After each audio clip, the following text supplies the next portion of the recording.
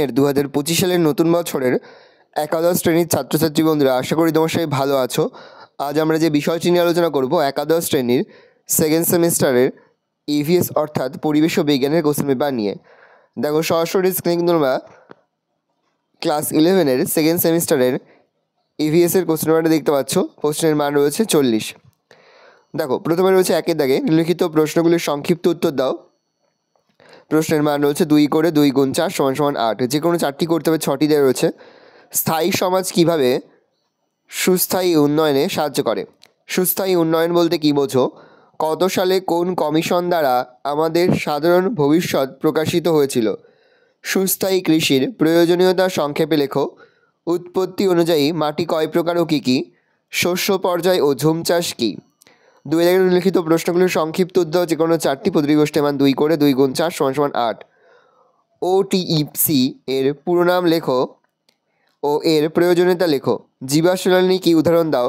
চিপকো আন্দোলন কি, এর একজন নেতার নাম লেখো। অপ্রচলিত শক্তি হিসাবে সৌরশক্তি কেন গুরুত্বপূর্ণ? IRED এর পুরো নাম কি? শক্তি উৎপাদনের ভূমিকা লেখো। সবচেয়ে নিম্নমানের ও উন্নত মানের কয়লার নাম লেখো। 3 জায়গায় উল্লিখিত প্রশ্নগুলির উত্তর দাও যে কোনো 2টি, প্রতিটি প্রশ্নের মান 6 করে 6 গুণ 2 সমান 12। প্রথম, বর্তমান ও ভবিষ্যৎ জীবনযাত্রার মান উন্নয়নে সুস্থায়ী উন্নয়নের প্রয়োজনীয়তা সংক্ষেপে লেখো। সুস্থায়ী কৃষি কর্মপরিকল্পনাগুলি লেখো। সুসংগত কীট পোকা নিয়ন্ত্রণ বলতে কী বোঝো? কৃষিতে জৈব সার ও জৈব কীটনাশকের ব্যবহার সংক্ষেপে বর্ণনা করো। 4 জায়গায় লিখিত প্রশ্নগুলির উত্তর দাও যে কোনো 2টি, প্রতিটি প্রশ্নের মান 6 করে 6 গুণ 2 সমান 12। শক্তির উৎস হিসাবে প্রাকৃতিক গ্যাস ও জলবিদ্যুতের প্রয়োজনীয়তা বর্ণনা করো। বিভিন্ন অপ্রচলিত শক্তিগুলির সংক্ষিপ্ত বর্ণনা করো। শক্তি সংরক্ষণে ও ভবিষ্যতের জ্বালানি খোঁজে একজন ভারতীয় নাগরিক হিসাবে তোমার সুপারিশগুলো সংক্ষেপে লেখো। ভালো করে দেখে নাও, এই রয়েছে টোটাল তোমাদের ক্লাস 11-এর সেকেন্ড সেমিস্টারের ইভিএসের কোশ্চেন পেপার। ভালো তোমার কোশ্চেনটা দেখে নেওয়াচ্ছ।